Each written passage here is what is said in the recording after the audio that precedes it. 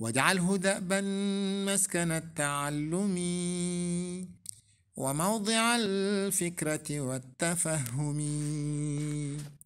ومسكن الإرشاد والتعليم ومسكن التصويب والتفهيم واجعله مسكن خروج من ظلم للنور واكف عنه كل من ظلم. De produire cette quantité impressionnante des ouvrages de Cheikh Ahmadou Bamba.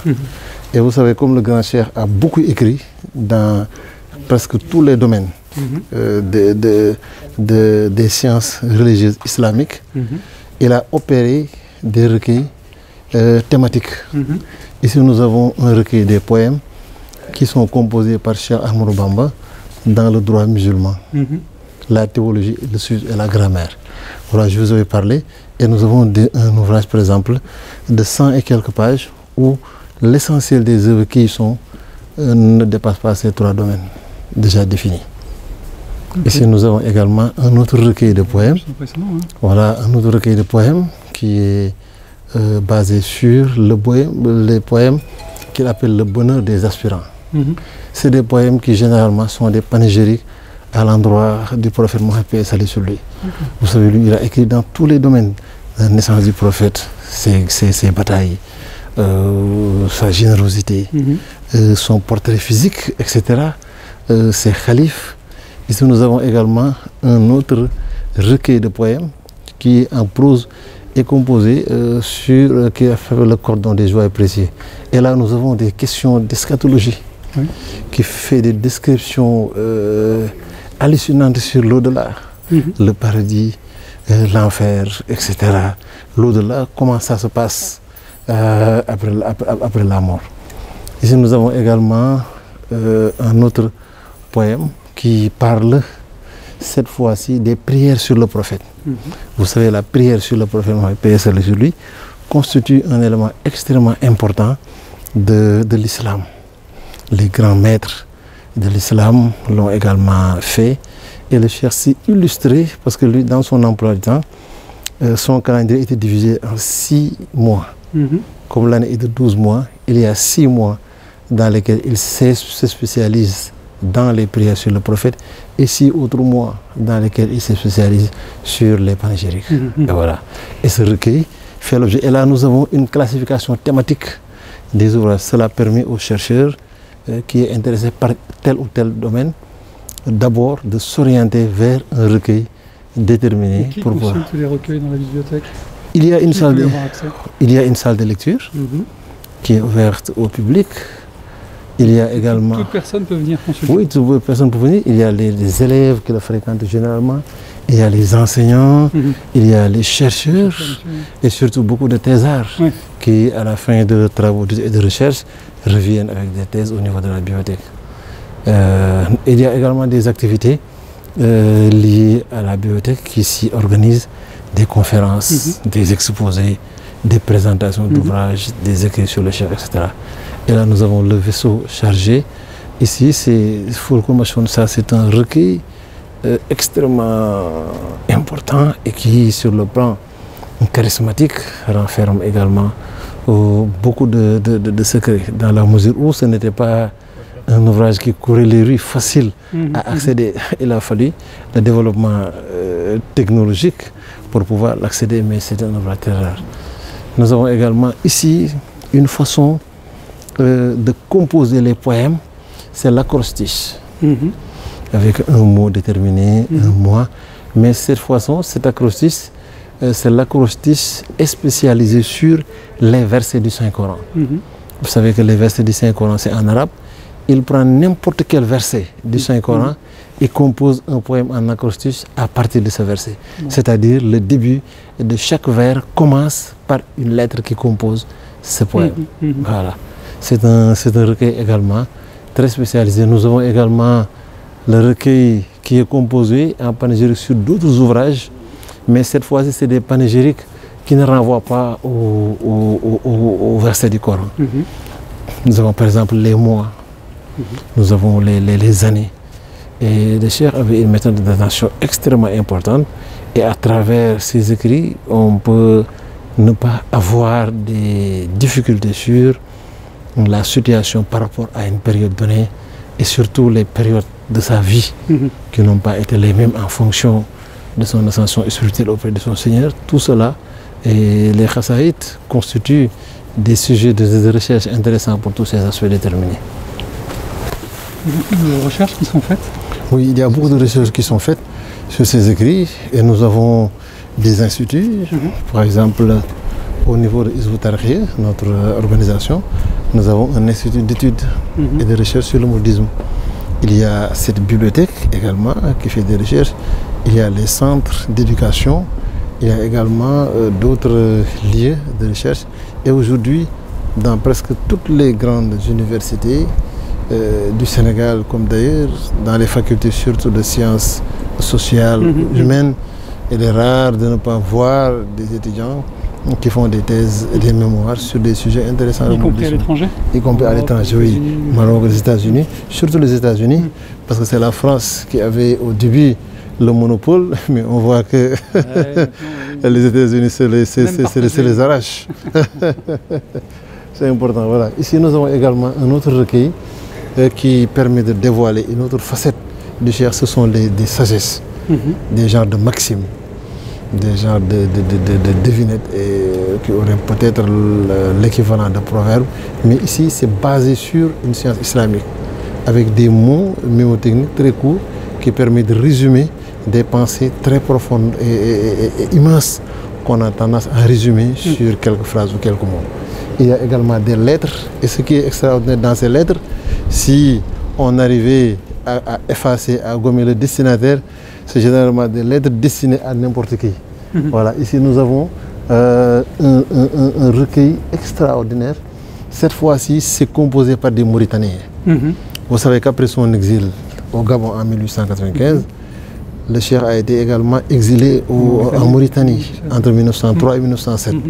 Et maintenant, il s'est frotté à ces sommités de la Mauritanie, à ses autorités religieuses, à ses cheikhs, ces grands maîtres de la connaissance mystique. Et à la fin de ce séjour de 5 ans, ils ont découvert en lui des talents extraordinaires, des dons et surtout une carrière spirituelle qui les a éblouis au point où l'essentiel de ce recueil, il n'y a pas un seul Sénégalais qui a composé un seul poème. C'est les Mauritaniens tous. C'est les Mauritaniens tous. Et d'après les recherches, on s'est rendu compte qu'on est presque au 8e de ce qui a été retrouvé par rapport aux autres poèmes qui sont trouvés derrière. Il y a également d'autres poèmes qui sont écrits par des Sénégalais, mais en langue arabe. Voilà, ça c'est également en français. Cela fait partie cela fait partie des initiatives du 3e Khalif général des Mourides, Cheikh Abdoul Ahad, qui avait l'objectif déjà en 1989 de faire un recueil de poèmes. Viatique des adolescents. Voilà, Viatique des adolescents. Ça, c'est des opuscules, des genres de... C'est écrit, mais c'est vous les avez tous lus? Et même ça fait partie des classiques qu'on étudie dans le mouridisme. Dans les premières heures de sciences religieuses, par exemple, si nous voyons par exemple ce préambule qui est destiné aux jeunes, ou vous les adolescents, parce que c'est un loi destiné aux adolescents. Ne vous préoccupez que de la droiture. Évertuez-vous à la recherche du savoir. Efforcez-vous d'assimiler et de réviser vos leçons. Fuyez les assemblées qui entraînent la perdition. Attachez-vous à quelqu'un qui ne cesse d'adorer Dieu. Voilà, c'est des conseils comme ça.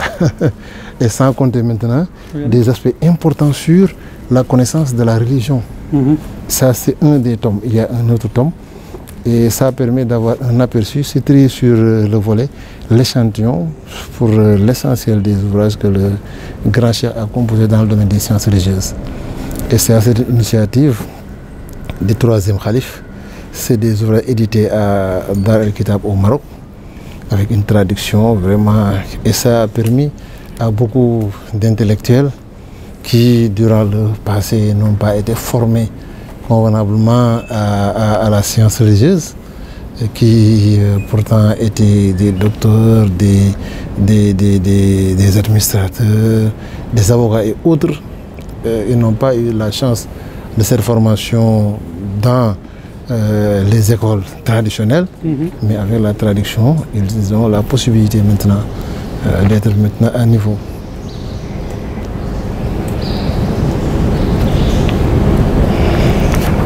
Oui. Oui, c'est des initiatives très intéressantes. Des Khalif. Hein? Des enfants, il n'y en a plus de gouvernement. On a de la droiture. Ah oui. Voilà ça. Nous avons également dans cette bibliothèque un aspect, vous avez parlé tout de suite des manuscrits, des musées, voilà. Vous savez ça, c'est ça qu'on appelle des enluminures. Oui. C'est fait à la main par des calligraphes, une façon d'honorer le Saint-Coran. Et il y en a beaucoup qui sont conservés ici, parce que du temps du grand cher, on le faisait.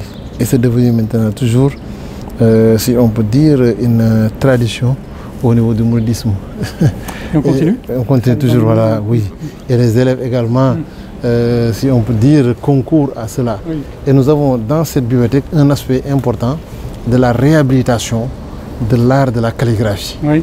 Vous savez, la calligraphie dans le mouridisme est quelque chose d'extrêmement important. Et ici, nous avons beaucoup de calligraphes. Et c'est une calligraphie codifiée, parce que chaque encre, chaque couleur a une fonction déterminée. Et maintenant, les professionnels, rien qu'en le voyant, le savent. Ici, nous avons un recueil composé par Cheikh Ahmadou Bamba en grammaire. Et maintenant, pour montrer la dextérité de ces enseignants, ils l'ont traduit en Wolof.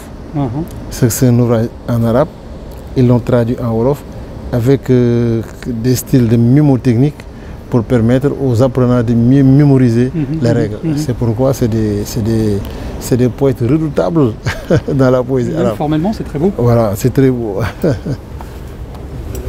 Voilà. Voilà. Voilà.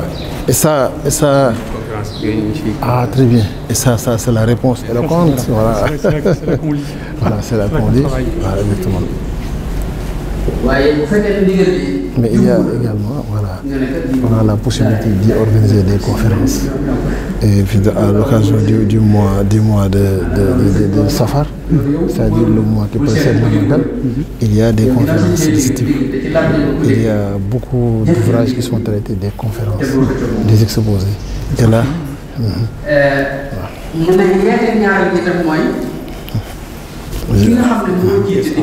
avec la communauté diffusée en ligne. Et voilà, vous avez ici beaucoup d'ouvrages. Ce sont les thèses, les mémoires, etc. Voilà, qui sont un peu partout.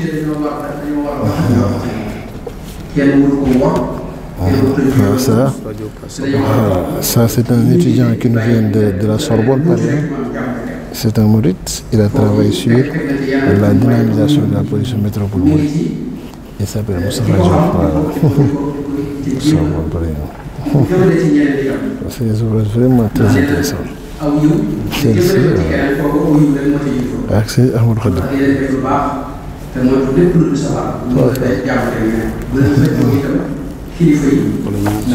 Voilà, très bien.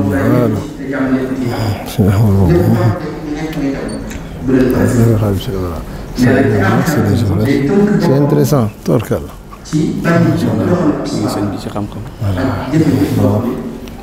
Torkal, kii si moom am na solo.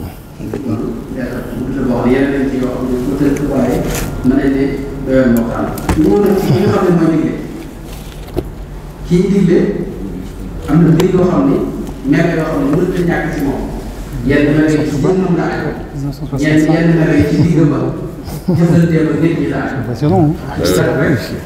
C'est pourquoi En 50 ans, quoi. voilà, c'est pourquoi ça défie tout le pronostic sur le plan des investissements, etc. Ouais, c'est impressionnant. C'est important. Et voilà, ici nous avons écrit et traduit en français quelques aspects pour montrer l'attachement des grands chefs à l'éducation.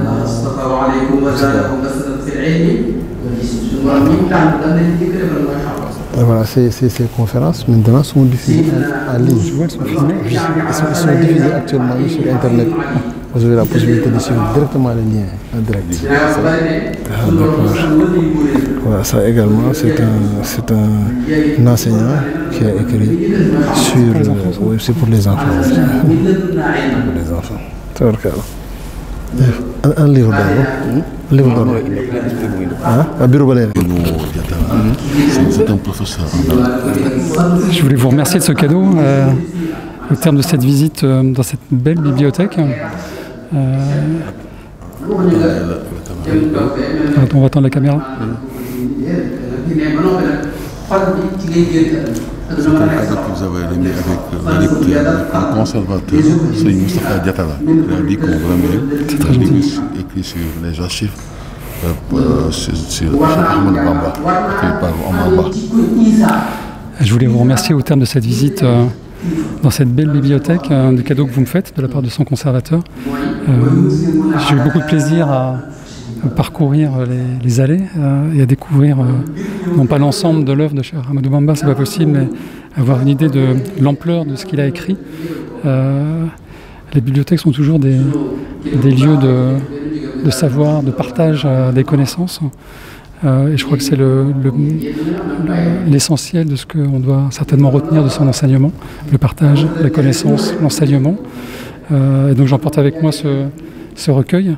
Je vais le lire avec beaucoup d'intérêt, beaucoup de plaisir. Et puis j'espère surtout pouvoir revenir et qu'on puisse en discuter ensemble. Merci beaucoup. Merci. واجعله دأبا مسكن التعلم وموضع الفكرة والتفهم ومسكن الإرشاد والتعليم ومسكن التصويب والتفهيم واجعله مسكن خروج من ظلم للنور واكف عنه كل من ظلم